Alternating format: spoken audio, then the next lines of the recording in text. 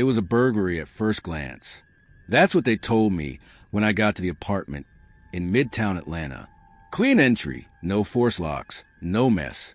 The only thing missing was a silver necklace. No cash, no electronics, just a necklace. But the scene didn't sit right with me.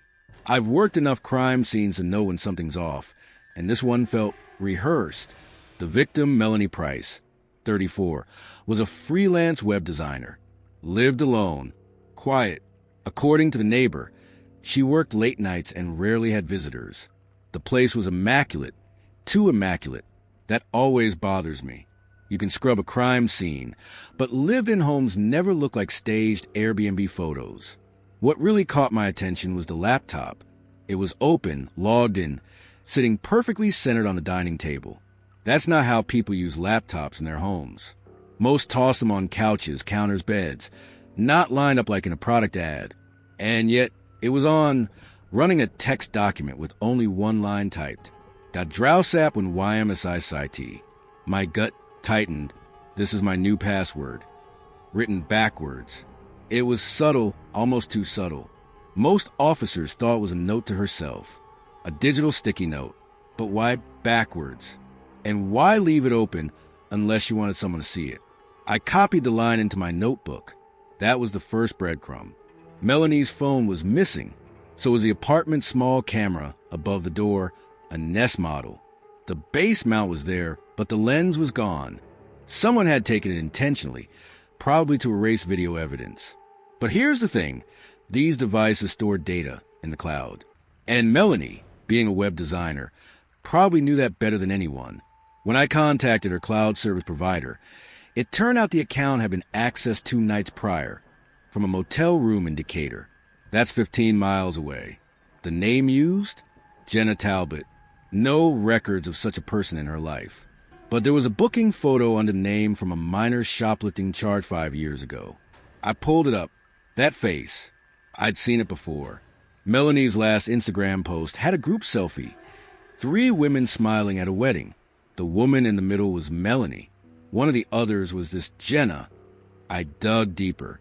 Jenna Talbot was an alias. Her real name, Rebecca Klein. High school friend turned college roommate turned estranged ex-best friend. Melanie had filed a restraining order against her 3 years back after a financial dispute. Rebecca had stolen her identity to open a credit card. But here's the kicker. Rebecca worked at a tech help desk. She knew how to spoof IPs, how to phish passwords, and most importantly, how to make a crime look like nothing happened. Back at the crime scene, I noticed something else. In the bathroom mirror, faint letters appeared when the hot water was running. We missed it the first time. It wasn't visible until steam fogged the glass again during reprocessing. It read, "She already knows." I think Melanie saw her coming. The necklace that was stolen, a cheap silver chain, but it had a micro USB drive embedded in the clasp. That's what she wanted to protect. And she left everything else untouched, so someone would come looking for it. Maybe even me. We tracked Rebecca down to a short-term rental in Savannah. When we came in, she was mid-transfer, copying files from that same USB drive onto a burner laptop. We got her, but what we uncovered went beyond simple revenge. Rebecca had been tracking multiple women, former classmates, co-workers of Melanie, and building profiles on them. Social engineering, blackmail material, identity theft. The USB wasn't just a trap. It was evidence. Melanie must have realized she'd been targeted again. She staged her apartment to make it look like an amateur burglary, left clues in reverse, and trusted someone would dig deeper. And I did. The password written backwards wasn't just a key. It was a warning, because the most dangerous crimes aren't loud. They don't break doors. They slip through unnoticed, just like the people who commit them.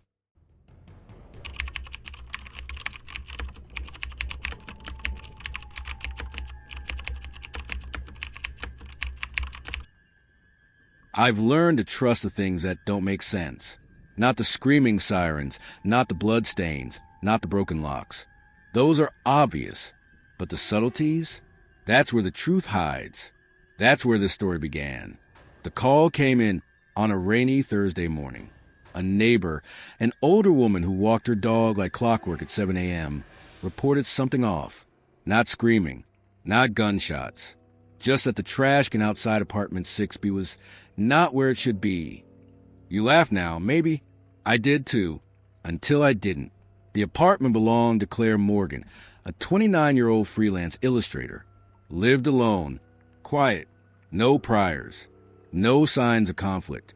The kind of tenant landlords pray for. She hadn't been seen in 2 days. Mail was piling up. The lights were off. But the trash? The trash was different. When I arrived, the can was pulled halfway across the alley, positioned like someone had rolled out, but then stopped. I checked the apartment. Locked tight. No forced entry. No broken glass. Everything seemed normal. Too normal. Then I saw it. A streak. Faint, nearly invisible unless you were looking for it. A thin drag mark starting from her back door, leading to the trash. Not fresh. Maybe a day or 2 old. Rain had tried to erase it. It failed. I got a warrant. When we finally entered Claire's apartment, nothing screamed crime scene. No blood. No overturned furniture. Just a smell, not rot, bleach. Her laptop was gone. Her phone too. Odd for someone who lived on them. On the table sat a finished cup of coffee. Still smelled fresh. No lipstick marks. No fingerprints either. Too clean. The trash can had something to say. Inside, I found a rubber glove, small like Claire's size, and a water paper towel stained with something off-white. Not blood. Something chemical. I sent it for testing. But here's the detail that didn't sit right. Claire's trash day was Monday. This was Thursday. She was meticulous. It came up in interviews. Never missed a pickup. Never left things out early. Yet the can was out, partly dragged, partially blocking the alley. I walked the alley again. That's when I noticed a security camera mounted above the neighboring garage, slightly tilted, pointing just enough to maybe catch part of the alley if you were lucky. I pulled the footage. What it showed didn't make sense at first. Monday, 11:52 p.m., a man in a raincoat, hood up, drags a trash can across the alley. He stops, looks around, goes back into Claire's apartment through the back. 36 minutes later, he comes out again, this time without the can, but limping. That limp told me everything. I knew it, not from the crime database, from experience. 2 years ago, I worked a case in Philadelphia. Same limp, same profile. A man named Vincent Lowe, convicted for stalking and breaking into women's homes. Served time, got out, changed his name, slipped through the cracks. He was Claire's ex-boyfriend. They had dated briefly years ago. She filed a restraining order. It expired. He vanished. Until now, tracking him down wasn't hard. He was working under a different name in upstate New York, living quietly. But his silence cracked fast when I showed him the footage. Not because of guilt, because I told him we found something in the trash. Something he didn't know he left behind. Not the glove. Not the towels. A small, broken piece of the contact lens. Claire didn't wear contacts. He did. That was enough to crack the shell. He confessed, sort of, said it wasn't supposed to go that far. Claimed she invited him in, that it was consensual, but he didn't explain the bleach. He didn't explain the missing tech. He didn't explain why her body still hasn't been found. We don't have a body. Yet. But that's the thing about crime scenes. Sometimes the absence of evidence is the evidence. Sometimes a trash can, slightly moved, tells you more than a scream ever could. And sometimes you find the truth not where the blood is, but where it's been wiped clean.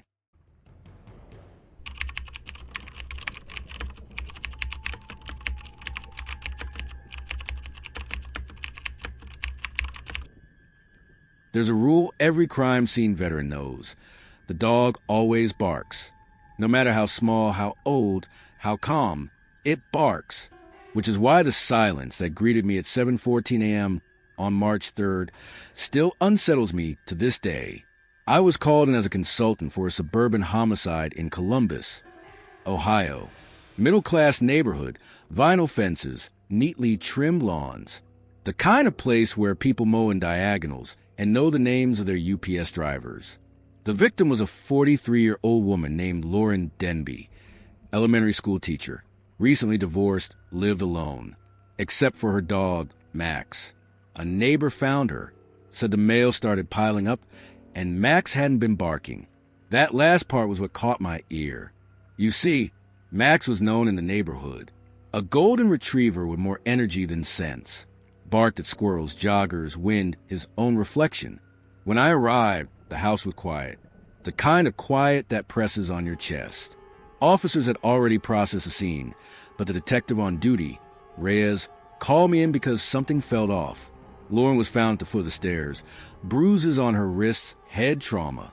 Initial thought, she slipped, but there was something wrong with the layout. Something that didn't fit. Max sat in the corner of the living room, unmoving, tail down, eyes glassy. The vet who examined him later said he was healthy, just shut down. Traumatized, maybe, but that wasn't the full picture. I walked through the house slowly. The kitchen was clean, no signs of struggle. The bedroom was untouched. But the office, that's where it started to come together. On the desk, an open notebook, handwritten in red ink. Lauren had been documenting something. Strange noises outside. Mail tampered with. Garage door opened by itself last week. She suspected someone had been entering her house. I flipped back through the pages. Same handwriting. But something jumped at me. A note from 4 days before her death. Max barked like crazy last night. 2:12 a.m. same time as the other nights. And then, nothing. No more entries. The last 2 pages were torn out. That was the second red flag. The first was a silence. The third came later when I examined the back door. It had been relocked, but from the outside. The key marks around the lock didn't match Lauren's usual key. Someone had locked the door behind them. Quietly, carefully, I asked for footage from the neighbor's doorbell cam. Took a while, but we found something. At 2:13 a.m., the night of her death, a figure, hooded, slim, gloved, walked down the side of the house. No rush, no sound. Disappeared behind Lauren's fence. They were inside for exactly 12 minutes. No barking. So I went back to Max. I sat in front of him and pulled the sleeve of my jacket back. I held it out. That's when he growled. Quiet, low, deep, but unmistakable. Not fear recognition. I was wearing the same aftershave the officers used during the sweep. Max hadn't barked that night because whoever came in was familiar. Someone he had met before. Someone Lauren had let in. We cross-checked her inner circle. No romantic partners. No close male friends. But there was her ex-husband, Daniel. Clean record. Alibi? Claimed he was out of state. Closing a business deal in Kentucky. Problem was, the cell towers disagreed. His phone pinged near Lauren's house at 1:57 a.m. He turned it off minutes later. We brought him in.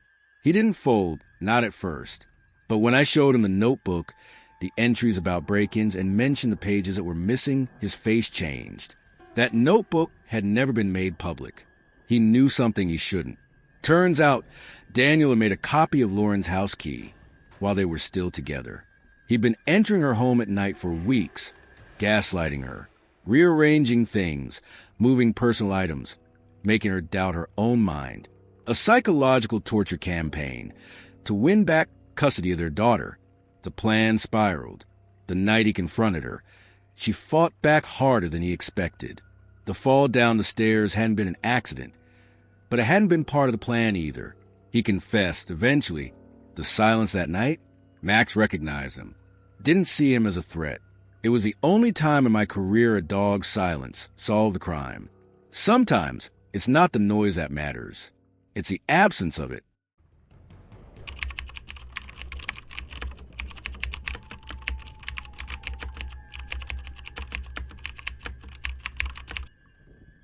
It was a Tuesday morning, 8:47 a.m. I remember because I was still halfway through my first coffee when the doorbell rang. The package had no sender, no shipping label, just a brown cardboard box with a white sticker that read, "Delivered at 8:47 a.m. That was the first thing that didn't sit right. The woman who called me in Susan Marks, 42, widowed, quiet type, hadn't ordered anything. She was visibly shaken, still in her robe, cradling the box like it was ticking. What caught my attention wasn't just the oddity of a random delivery. It was what happened 2 hours later. Susan's daughter, Amy, was found dead in a creek bed a few miles out of town. Her estimated time of death?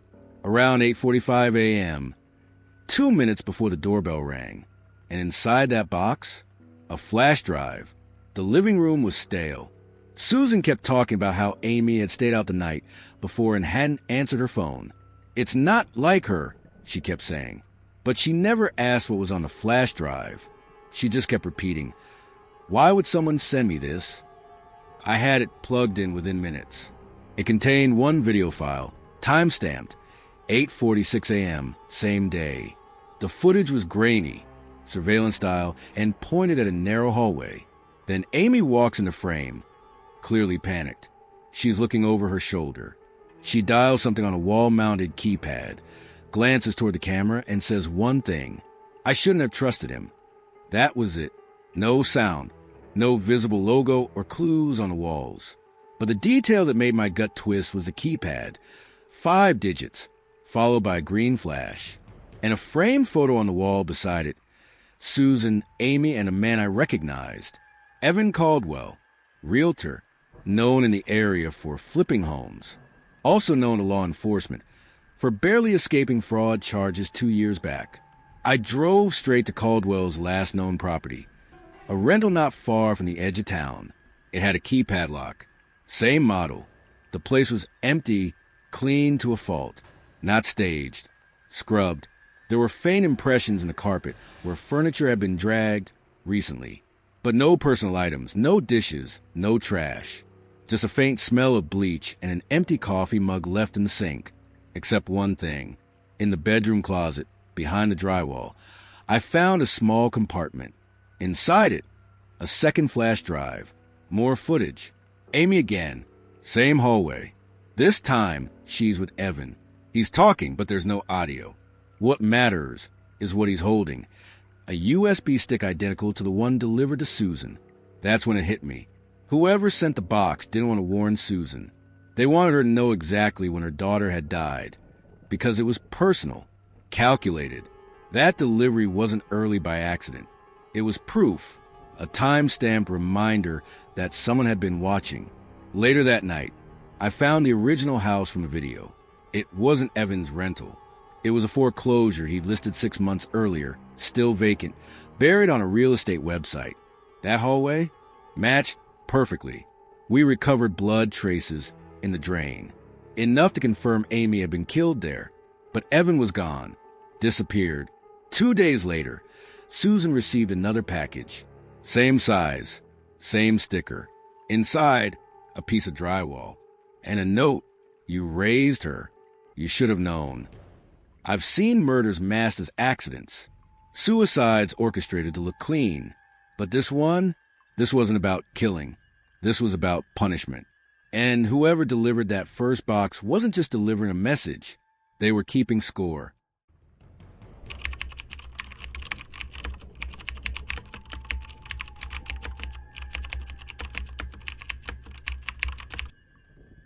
There's something about a handprint that messes with your head. It's personal. It's human. It's a silent scream frozen in time. And when it's on the inside of a car trunk, it doesn't just whisper that something's wrong. It yells it.